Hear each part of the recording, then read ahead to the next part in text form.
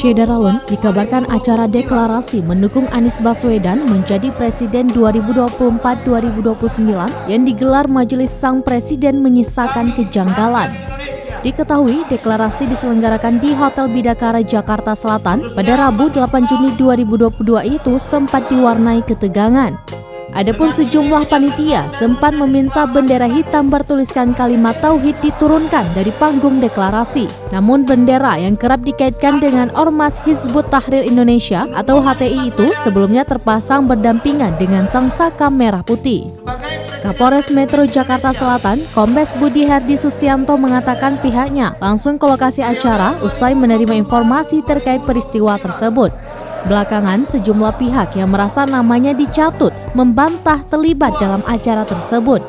Mantan juru bicara HTI Ismail Yusanto menyebut dirinya tidak mengetahui adanya kegiatan tersebut. Ismail saat dihubungi Tribunnews.com pada Rabu 8 Juni 2022 mengatakan tidak mengetahui sama sekali acara tersebut dan segala hal yang terkait dengannya. Ismail menduga ada permainan dari fungsi intelijen dalam kegiatan deklarasi tersebut.